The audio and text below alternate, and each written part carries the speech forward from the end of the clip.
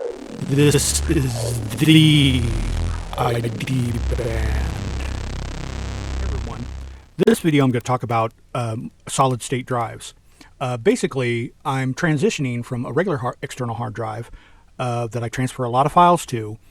I'm kind of worried that just the use and might drop it. I dropped it a couple times, so I'm going to transfer my files using a solid state drive and see how that goes.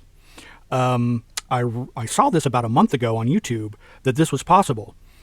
You just take like some M.2 PCIe memory and then an enclosure, and it's kind of like a little external hard drive. Very light. It's kind of long, 4 3/4. But I really like it. I've been using it. Really like it. I'll get into more of the formatting and stuff like that later. I just kind of wanted to show you the cord, USB-C. It's got a USB-C here too, if you want to do it to connect your phone and transfer files or whatever. But I use the normal USB quite a lot. So the instructions, it's kind of weird or different. There's a thermal pad and then a top cover that you put on the memory card. It's a Patriot P300. It's a little awkward to do that, but if you've got a steady enough hand, it shouldn't be too hard. So the heating pad dissipator, you put it on there, and it goes through the whole instructions on how to put it. You put it at an angle. It's weird. Usually you just slide it in, but when you take this cover off, you put the card, the card kind of at an angle like this, and then you'll have the heating pad on top of that, and then that middle enclosure on top of there, and it's free moving, so you kind of have to adjust it. That's what's awkward about it. And then there's like a little rubber piece that comes with it, and you bring it down when you want to secure it, and then it kind of snaps a little with that rubber piece. It's kind of a shock absorber, but it also holds the card to the unit so it doesn't like flip back up. So that's how the contacts work. You just put it in there, and when you bring it down, the contacts hit the board up here. So a little bit different. You have to have a steady hand, like I said. There's different enclosures, and there's different memory. And I didn't do quite all my homework when I got this Patriot. Look on YouTube. There's a lot of SSDs to avoid, and this company was in one of them. I guess they use outdated controllers. It's a little chip. Sometimes they have old or defective ones they use, but I have not had any trouble with this. Different sizes. Let me see. So there's 128. There's 128 gig. That was like $19. There was a 256, which was $16. A 500 gig, which was like $23. A terabyte, which was $35, and a 2 terabyte, which was $68. So, yeah, do your homework on that. It says the transfer rate is 10 gigabytes per second. I know a lot of these cards, they really put them in anymore in like gamer PCs, that kind of thing. And to do a backup on something like this is really quick. I've got a gamer PC. It's got a solid state drive, I think about 256 gig. And the transfer speed or the backup speed was just unreal. I had a portable hard drive and at the time, and the backup by Macro Reflect was like, it was an outrageous number, like 1 gigabyte per second, which is pretty fast. I'm usually from hard drive to hard drive, it would be like at the most I get like 50 megabytes per second. So I'm really happy with the transfer ability. The only weird thing is when you go to format this, I've got some suggestions on that, but I really recommend this, and if that's all you're wanting to know, thanks for the video. I'm going to continue with more of the particulars, like formatting this. Once I got it in the enclosure, hooked it up to my Windows 7, I went to administrative tools and computer management. I'm sure you can find videos on that. But basically, the hard drive showed up, and it gave me a choice of GPT. I think I'm not screwing the letters around. I think it's GPT, and then NTFS. So those are the choices. Now, the GPT is for really big hard drives, over 4 terabytes. That's where you would have the GPT. It's to not be so wasteful in space. That's why you would use the GPT. It's more optimized for bigger hard drives than the NTFS. But so I put NTFS on this one. And I think you can format it to FAT32. Now, why you would do that, if you're a regular to this channel, I've done the over-the-air TV box, the View TV AT300.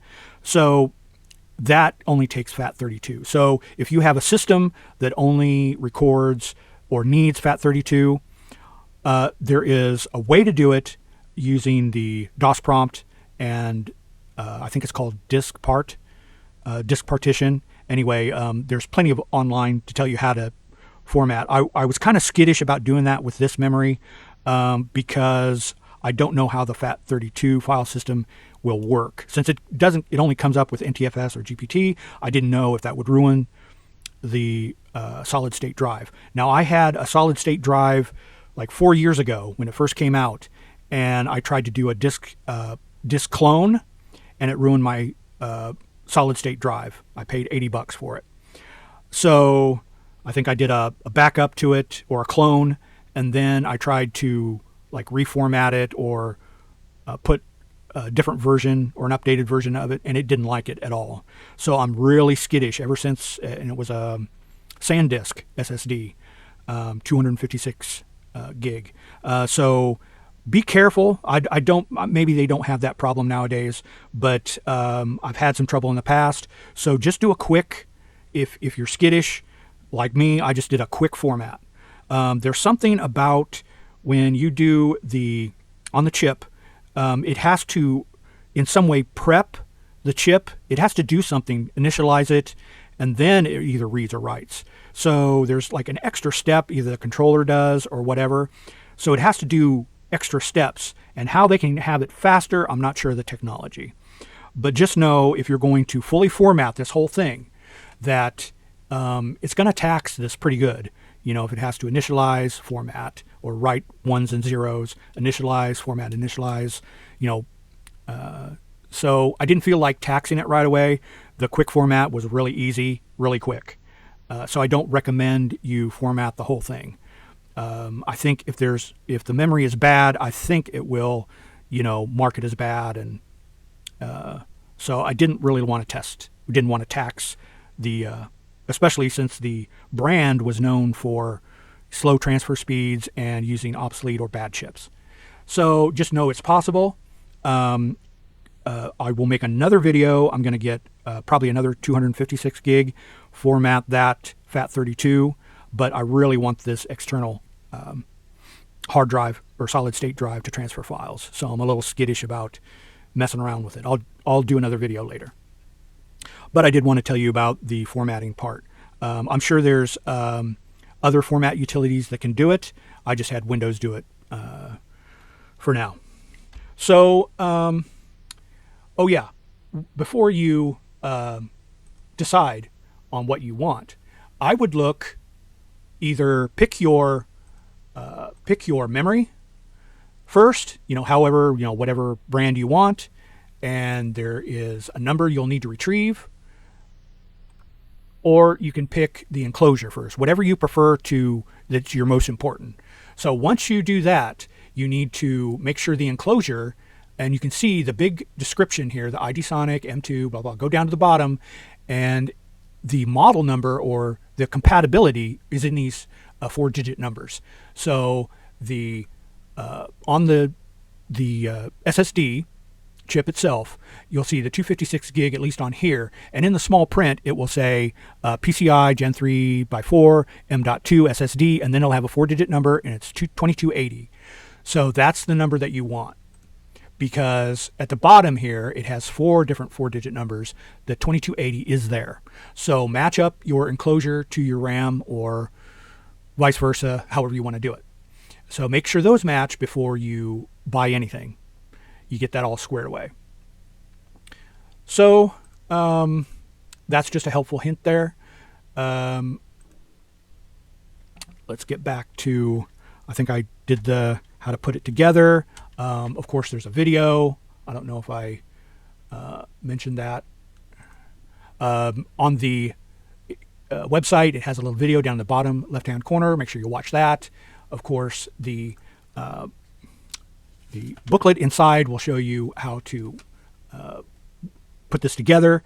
You have the Patriot SSD. You have a thermal pad that places right on it, and then a little metal plate that fits on top of the pad, thermal pad, and all the instructions on how to open it up and how to fit the memory card in there. It's a little clumsy.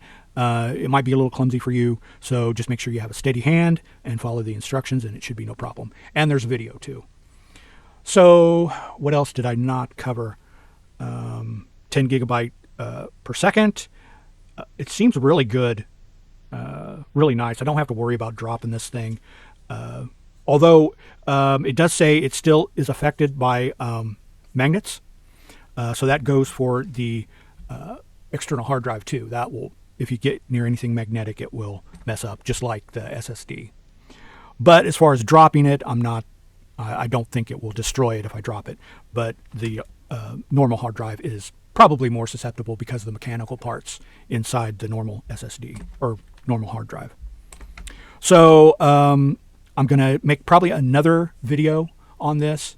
I'm going to have long-term use for this. So, you know, keep coming back to this channel for great videos. I'm going to have some more on this because I plan to use it every week.